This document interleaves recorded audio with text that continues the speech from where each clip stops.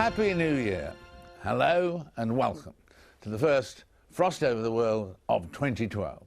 In a packed programme this week, we'll be looking at some of the stories which we expect to dominate the world's headlines for much of the next year. The head of the London Olympics, for example, Sebastian Coe, will be bringing us the latest stop-press news on the Olympics. And we'll be talking about the global economy, about Libya, about the US election and a surprise result this week. But we begin in the Middle East and the Persian Gulf. This week has seen yet another assassination, the fourth of its kind, of an Iranian nuclear scientist in Tehran. The United States denies any involvement, but the blame game is in full swing. The news comes at a delicate time as the toughest sanctions yet are imposed on the Iranian regime, and tensions rise over Iran's threats to close off the Straits of Hormuz. Not too far away, the Israeli-Palestinian conflict has entered the new year with a not-so-new stalemate on negotiations between the two sides. Joining me to discuss the US role in the region is a man who's in many ways helped shape the negotiations process between the Israelis and the Palestinians, and up until recently, chief White House advisor, for example, on Middle East policy. It's Ambassador Dennis Ross by name, and here he is in action. Dennis, thank you very much indeed for joining us. If we could start with something quite topical in terms of another assassination of an Iranian nuclear scientist, the fourth of its kind. Who would you say are behind those covert operations? Well, the short answer is I don't know. Yeah. I'm aware of all the speculation, but the short answer is I don't know. I do know this. I know that the United States has not been involved and has not viewed this as the right means for trying to affect Iranian behavior. In general, of course, you've been very much an advocate of a hardline policy of hard sanctions with Iran, haven't you? You've been in favour of that all along. I have been in favor of pressure on the Iranians because I believe that they were not going to be induced into changing their nuclear program. I've been a believer that they had the right to have civil nuclear power, but they don't have the right to have nuclear weapons. I've been a believer that they have rights under their obligations and being a signatory of the nuclear nonproliferation regime. I also believe they have responsibilities they have to live up to. People often ask the situation of Iran having a nuclear weapon. Why is it logically that it's okay for Israel, another power in the Middle East region, being permitted to have a nuclear weapon, but Iran not? What is the logical justification of that? First, the Israelis don't admit to being a nuclear weapons state, but Iran is a signatory of the Non-Proliferation Treaty, and according to that treaty, they have the right to have civil nuclear power, but they have to reveal all their nuclear-related activities, and that's something they have consistently not done. We look at Iran not only in terms of not living up to its obligations under that treaty, but we also look at Iran as a country that has engaged consistently in supporting terror. We looked at it as a country that threatens its neighbors. And we see that if Iran were to acquire across that threshold, all of its neighbors would likely feel threatened and feel that they should have that capability as well. Then you're in a situation where you turn the Middle East into a nuclear weapons zone. Here's a region that is characterized by conflict. It has all sorts of local triggers for conflict. It is an area where the communication between different regimes is not great. The potential for miscalculation would be very high. And so you look at a transformed region in terms of the danger of nuclear weapon or countries acting on a hair trigger. It's something that threatens, I think, the region and the world. And if Iran wants to have civil nuclear power, that is its right and it ought to have it. But if it wants to have nuclear weapons, it's something that threatens everybody. And I believe from an American standpoint is a danger, and it's something to be prevented. But I see why you're making that point. But I mean, in fact, we do all know that Israel has got nuclear weapons and has tested them and used them. So in fact, a lot of what you were just saying is irrelevant because we know that they have nuclear weapons in a way that Iran does not. Well, we don't know that Israel, you said that they've tested them and used them. We don't know that, number one. They certainly haven't used them. But number two, let's take the presumption of your question and let's just recognize an interesting reality. Most of Israel's neighbors for a long time have made the same assumption you have, and yet none of them felt obliged to have nuclear weapons. None of them apparently felt threatened by what they assumed to be the case. And yet all of them, when they look at the Iranians and they look at the Iranians having nuclear weapons, they take a very different posture. The Saudis and others have stated if the Iranians have it, they have to have it. And so you're talking about a very different dynamic. So I think, again, there's a reason we have great concerns about the Iranians having nuclear weapons, but it's pretty clear that most of Iran's neighbors seem to share that concern. Do you share that concern 100% that Iran is dangerous in a way that Israel is not? I do. I am concerned that Iran with nuclear weapons it just changes the realities in a way, as I said, that increases the prospects of there actually being a nuclear war in the Middle East. There is not an equation that is equivalent to what we saw during the Cold War. First of all, it wouldn't only be bilateral. Secondly, during the Cold War, the United States and the Soviet Union had channels for communications. And even then, during the Cuban Missile Crisis, we came much closer to nuclear war than anybody realized at the time. To create a situation in the Middle East where, as I said before, you don't have great channels of communication, you have all sorts of local triggers for conflict, you would not have what you had during the Cold War, which were each country having what might be described as secure second strike capabilities. In the Middle East, you'd have countries that couldn't afford to strike second. You're just creating a very different circumstance. And I would even say, from the Iranian standpoint, if they think they're going to be better off with having nuclear weapons, I think that's a fundamental miscalculation from their own standpoint. They're not going to be better off. It's not going to give them a kind of leverage in the region. It's going to produce other countries that have it, and it's going to increase the dangers of a nuclear war, and they aren't going to be the beneficiaries of that either. I know, Dennis, that you are a very strong supporter of Israel and so on, but don't you feel we should have performed better in terms of limiting the level of illegal settlements, rocketing from 200,000 to 600,000? The free world has just let Israel get away with it. Well, look, I've never been a fan of settlement activity. I don't see ultimately how it serves Israel's interests. I don't see how it serves the cause of peace.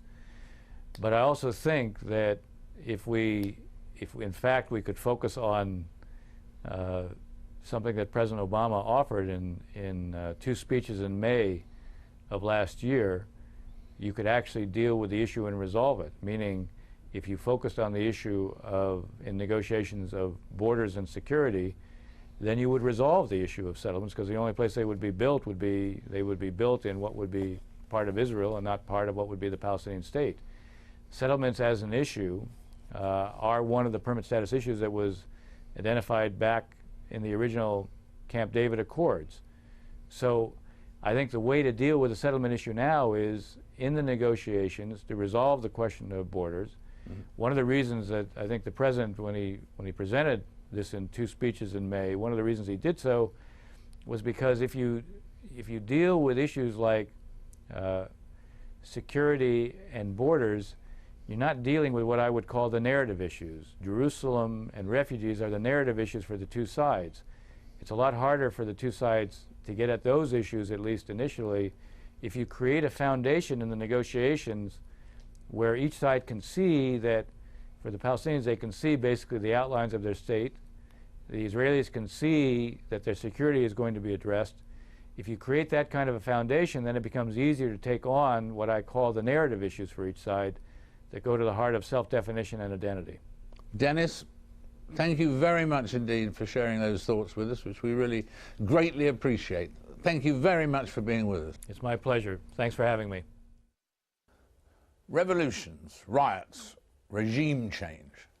last year saw the world turned on its head with uprisings and protests from Cairo to Athens, Wall Street to Westminster, Budapest to Tel Aviv. But why is it happening now? One man thinks he may have the answers. Has got the answers, he thinks, in fact. Paul Mason, economics editor of BBC Newsite, has communed with protesters at Tahrir Square, smelt the tear gas in Athens, and tweeted to millions. His latest book, out right now, attempts to explain why it's kicking off everywhere. And he's here right now. Welcome, Paul. Very good to have you with us. For some people reading the book and reading what you say, that you come over slightly as an Old Testament doom-laden prophet, you know, hark ye, the day of judgment is at hand, and so on. Is your message that gloomy, do you think? I don't think my message is gloomy. I've been inspired by watching young people across the world unplug the earbuds of the iPod and listen to what's going on and take part in some of the greatest events they will ever experience in their lives, the Egyptian revolution being just one of them. I think what I'm saying is that we are in a deep economic crisis, but we have a generation that's woken up in the Middle East, lost its fear, in the West, lost its apathy, and has started to do stuff. Whether that ends up with a progressive solution or the whole thing falls apart, we're just in the middle of the events. But no, I'm not doom-laden. I think we are in the middle of a massive, massive wave of protest and unrest. And your figure, the figure that you return to it, is the figure of the graduate with no future. Why is that such an important figure? If you look at what's been the catalyst of some of the protests, whether it's in Tahrir Square, whether it's in Syntagma Square in Greece, you always find a similar social type. And this is a young person, graduate or student, who, as I put it, they've had their future cancelled. The Lehman Brothers, the financial catastrophe that we've gone through, has changed the whole curve of their lives. They've been newly empowered by technology. They can talk to each other, even across borders. I met people in Tahrir who'd been on the student protests in London. There were people who went in the Israeli protests. They have a bit of money anyway. Well, yes, to get cheap flight and a Twitter feed. You can sort of make links. You sleep on people's floors. They're the same kind of people, and what they have in common is that the economics of the current situation are very bad for them for the foreseeable future. And I think this is what's caused this loss of fear, loss of apathy. That it'll come better when? Well, for them, if at all, or in 10 years? Or? It's not a question of whether we get an economic upturn. I mean, even in America, we might see right now the bottom of the worst of the economic figures. The question is, they'll be paying for our old age. They'll be surviving in their old age on the stock markets that don't look very bright. They will be coping with climate change, and they are starting their careers, if they get jobs. In Spain, we've got near 50% youth unemployment. They're starting careers on historically low and stagnant wages. This is the story of capitalism, the story of self-betterment. I keep finding people who can more easily imagine themselves as celebrities on a million than they can as comfortably middle class. That's the tragedy of the modern situation. I can't see a way out of it unless we get a big change in the economic system. And in the meantime, you say, therefore, you say, truth moves faster than lies, and also propaganda becomes flammable. Why and how does truth move faster than lies? Well, you have been in this business of media, of news, much longer than me. But we're both, in a way, veterans of a world where the hierarchy ruled. That if someone had a big name and a big picture byline and earned a huge salary, what they said went. Now, on Twitter, such people find it quite hard to get a voice. It's got to be true.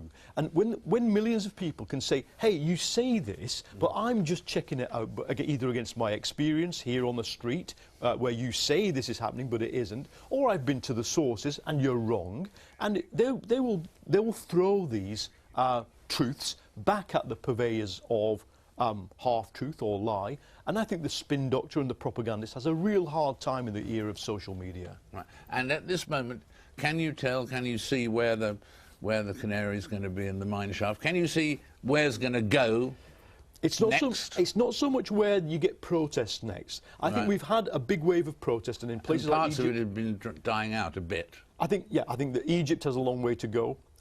Tunisia, we've seen even now. I've just come back from Budapest. big protests against the government there. I think the theme of 2012, though, is who gets what out of these revolutions. And I think we will inevitably see entering a year of economic nationalism, where people say, look, enough of idealism and enough of waiting for globalisation to sort itself out and enough of waiting for Europe. We here are starving, we've got no work, we've got no jobs, and you do see governments and parties coming to the fore who offer people a national exit route. Hungary is a good example.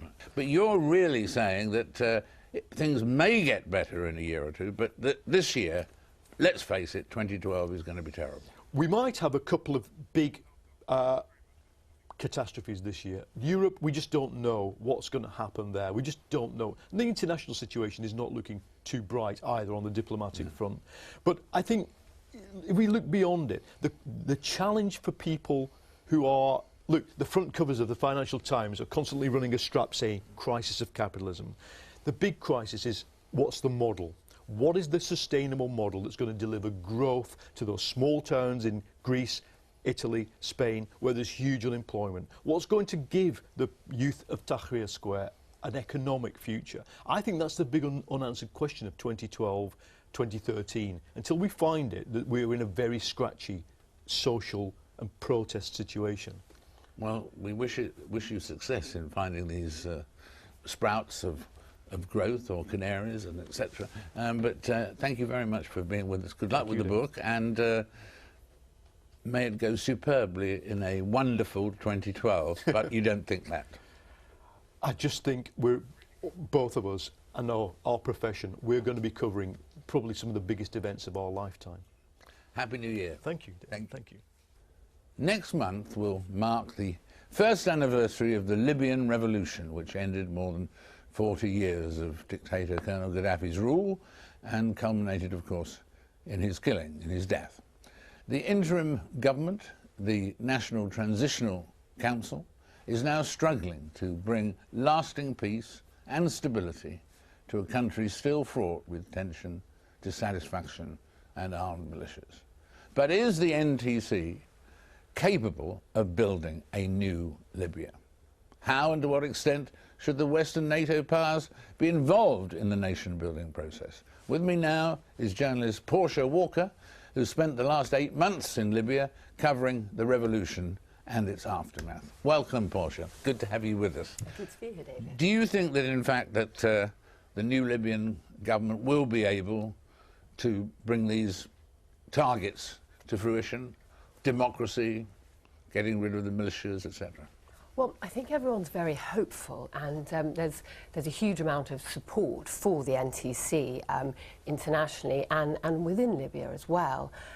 But I think obviously 2011 was a huge year, not just in Libya but throughout the region. We saw a number of governments, a number of leaders who had been in power for decades swept aside, and I think in Libya it was certainly one of the most complete instances of regime change. You know, Gaddafi was killed, his people who had worked for him are now in hiding, and there's been a complete change. But in a funny way, that's perhaps been the easy bit, sweeping things aside. People are very united, they're very excited, there's a huge feeling of euphoria. What the NTC now face is something that's much harder, and in a way, you know, it's much less exciting and perhaps more divisive. They've got to build an entirely new country. They've got to build new institutions. And in this situation, you've not only got the forces, the pro-Gaddafi people who remain, and the anti-Gaddafi people, but you've got the tribal links and rivalries and militias. Unity is going to be tough, isn't it? Well, yeah, I think there are sort of two schools of thought on this. I mean, Libya doesn't have the sectarian cleavage that we see in Iraq or the different groups that you have in Syria or in Egypt. I mean, it's actually quite a homogenous country. There's only around 6 million people. They're all Sunni. So on the face of it, we can be quite optimistic about Libya. But as you pointed out, there are tribal divisions, and there's also, you know, Libya was originally three different states, and there's rivalry between the East and the West, and even more recently, during the revolution, there's rivalry between different cities about who they felt contributed most to the revolution. Some people feel they suffered particularly bad losses and that their fighters made a much larger contribution than other cities elsewhere in the country. So in fact, are the militias something that can be brought under control, or could there be civil war? I am sceptical about the possibility of another civil war in Libya, but I think we are going to see more of the clashes we've seen over the last couple of months. The government is making a very concerted effort to organise people handing back guns, to absorb these independent militias either into the army or into a new police force or border security. But it is very hard when you have a country that is awash with weapons in the way that Libya is now. And what attitude do you think, Portia, they should take to people who worked for Gaddafi, obviously, and were not guilty of crimes necessarily, of course, but in that situation they have experience, those people, experience that's needed. On the other hand, there would be strong feelings that none of those people should be put back into any form of power at all. What decision will they take? Well, I think that's absolutely one of the key issues they're facing now. And looking at Iraq and what happened with de-Baathification, I think that's a spectre that looms over Libya right now. And I think the NTC and the international community are very aware that if you blacklist everyone who worked for Gaddafi, you wipe out an entire bureaucratic class, people who have experience of governing.